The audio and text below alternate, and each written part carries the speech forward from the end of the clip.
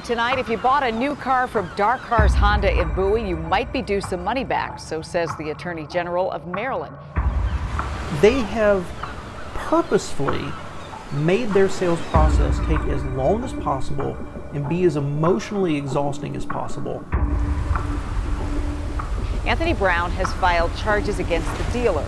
He accuses Dark Cars Honda of Bowie of several deceptive practices. They include charging customers extra for equipment already included in the price of the car.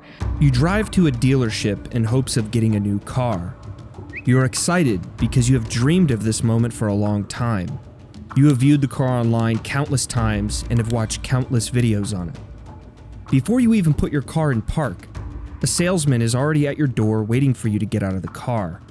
Immediately, the pressure begins, and 8 hours later, dehydrated, fatigued, and simply beat down by the long, arduous process of buying a car, you are signing paperwork for a car that you wanted.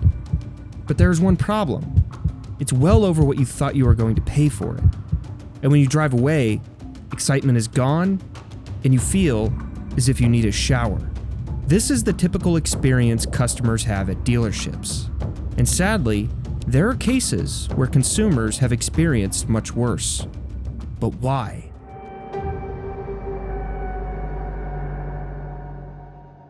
The current dealership model actually makes it illegal for automakers like GM and Ford to sell their own products to consumers. Think about this. What if you spent countless hours developing a product and were told you can't legally sell it? As a business owner, I understand the frustration by manufacturers. The original model for selling cars was more of a sua sponte, do-what-I-want-te type model, as you could buy a new car from a traveling salesman, department stores, and even factory-owned stores. That is, until state franchise laws came into effect in the early 1900s. These laws cover three components when pertaining to auto sales. Number 1, mandatory dealership licensing requirements. Number 2, onerous terms for terminating dealerships. And 3, the creation of exclusive territories for incumbent dealers. However, the aggressive nature of the laws didn't take full suit until 1979. And by 2009, the dealership associations had lobbied enough lawmakers to where they have ultimate legal protection. Whether realized or not, these laws have started a war between manufacturer and dealership, with the only real casualties being the consumer. For example, many state laws impose upon manufacturers the precise terms under which they must compensate dealers for the costs associated with warranty repairs. These can incentivize dealers to increase the price of repairs to customers. What this means is when a customer brings a vehicle into a dealer for warranty work, because of the laws imposed upon the manufacturer, they will then lower the amount of time it takes for a job. Such as, if it takes a technician 1 hour to complete a job, a manufacturer might pay 50 to 75% of that hour. Consequently, the remaining 25 to 50% will then get calculated into other repairs the customer will have to pay for. Additionally, most states limit the ability of manufacturers to discriminate between car dealers. For example, by providing better terms to large car dealers with economies of scale or dealers that provide better customer service. This means if you have a dealership that is excelling on customer service, sales, and going above and beyond, manufacturers cannot reward them or provide them an incentive, which in turn gives birth to what most people experience at car dealerships today: heavy pressure to buy, terrible financing options, poor customer service, poor quality done on repairs, and countless others. Because why put forth the effort when legally there is no incentive? Lastly, most state laws require upon termination of a dealership that manufacturers buy back the inventory, special equipment, and in some cases, pay the rent of the dealer's facilities. This ties in with the prior point. It doesn't matter how a dealership performs because the manufacturer knows if they close the dealership down, not only will the legal fees be exhausting, but the second and third order effects will severely cut the incentive for manufacturers to take action against substandard dealerships, which again, you pay the costs. Sadly, these are only a fraction of the laws that only stoke the divisive flames between manufacturer and dealer.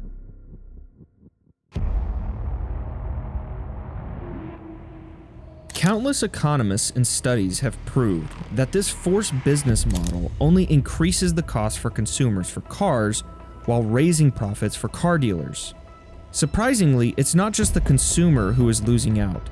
Studies have also shown that manufacturers are also losing a significant amount of capital, which in turn forces prices to be raised, thus again affecting the consumer. While we don't have an exact figure on how much more a consumer is having to pay because of the current model, economists have estimated it can be as high as 20%. A study using data from 1972, when fewer states imposed these restrictions, found that the combined effect of all state auto franchise restrictions was to raise new car prices by about 9%. If you assume the figure of 9% as a baseline, this means without the current model, consumers could save $2,700 on a $30,000 car. But this doesn't consider that in 1972, the dollar held more buying power than it does today.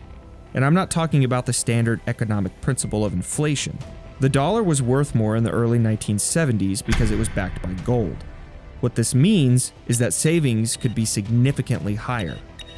Gary Lapidus, formerly a U.S. auto industry analyst for Goldman Sachs, takes a more conservative approach and estimated back in 2015 that, quote, a build-to-order system could save consumers $2,225 on the price of a new car, based on an average price of $26,000 per car, which coincides with the study from 1972.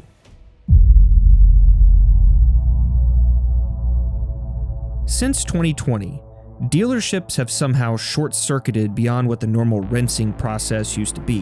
What I mean is, since 2020, if you have bought a car, you likely experienced extreme price markups, higher dock fees, transportation fees, etching fees, interior protection fees, ceramic coating fees, and the list goes on and on. This makes the entire process of buying a car extremely negative. Buying cars often feels like an anxiety-inducing ordeal that can last hours. Some surveys suggest Americans don't have a terribly high opinion of automotive salespeople either. If we think about this model, manufacturers are having to put up with dealerships incentivizing their sales teams to actively exploit their customers, and the manufacturers are essentially powerless. But I don't know about your dealerships, but ours in this area typically have this little sticker off to the side of add-ons they put on before they even put it on the lot. Maybe it's security etching on the windows or a stain-resistant treatment inside and things like that. It's not negotiable. You can't have it without it. They won't take it off. You've got to pay it. So they padded their books at the front end. So how am I supposed to know the process is transparent when the first thing on the car is an extra, let's say, $1,000 or $1,500 they're trying to tack on right at the beginning that I was unprepared for and that cannot be negotiated away?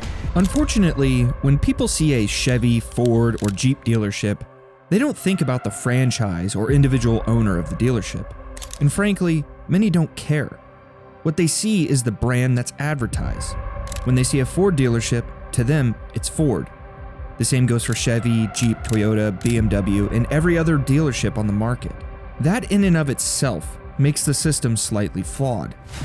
For example, when a manufacturer puts out a bad or even subpar product, it's not the manufacturer who is taking the verbal lashing by the customer, but the dealership, who had nothing to do with the production, design, and decisions made by the manufacturer. This incentivizes dealerships to take zero responsibility when a poorly manufactured product is sold by them. Conversely, when a dealership takes effectively extreme advantage of a customer, the manufacturer takes zero responsibility.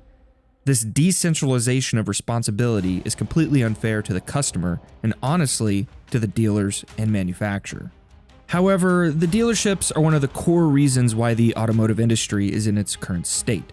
The local mom and pop owned dealership are generally not the problem.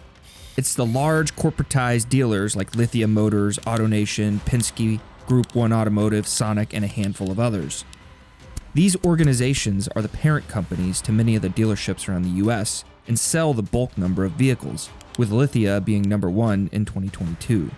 A 2014 letter from the Federal Trade Commission noted that, quote, these laws operate as a special protection for these dealers, a protection that is likely harming both competition and consumers. The law should permit automobile manufacturers to choose their distribution method to be responsive to the desires of car buyers. If we look at one of the top comments from a video done by Donut Media called "Why It's Illegal to Buy a Car from a Manufacturer," the commenter states, quote, "A manufacturer undercutting dealer prices is great for the end user.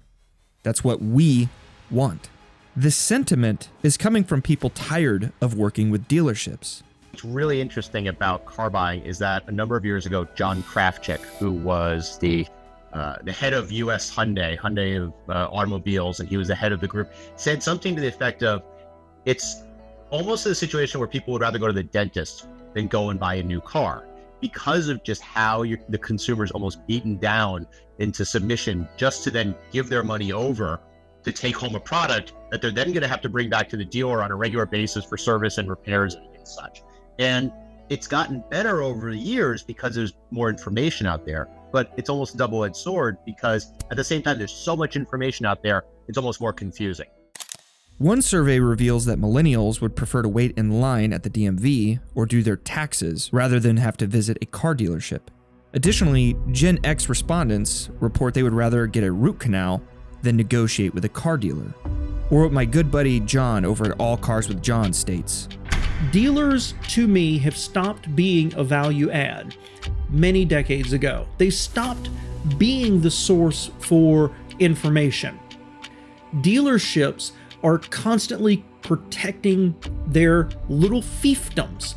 They are acting like a cartel. They are a modern day cartel protected by state laws that allows them to charge whatever they want to. And I've said, dealers do not really, we as consumers do not benefit from dealers' competition because so many of the dealers are owned by the same groups.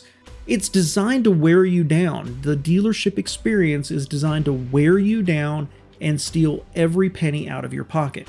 And now, Tesla and other manufacturers are attempting to circumvent the dealership model.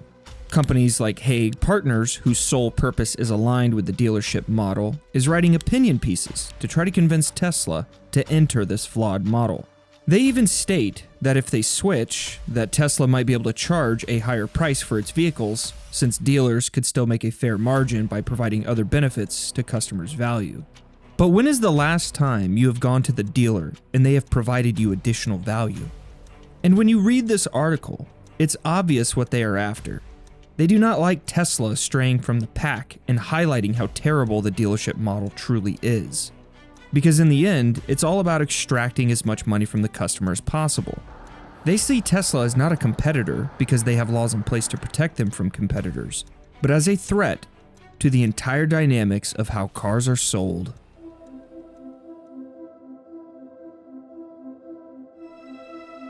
It's imperative to understand that our society is built around vehicles. Almost everything you touch was brought to you by something in the automotive space. With the current situation, the second and third order effects transcend beyond just the consumer paying a higher price for an automobile, but for everything. I do not claim to know the best model for approaching auto industry sales. While I do believe there should be very minimal restrictions in the sector, and I do believe the current model is horrible for everyone except the dealer.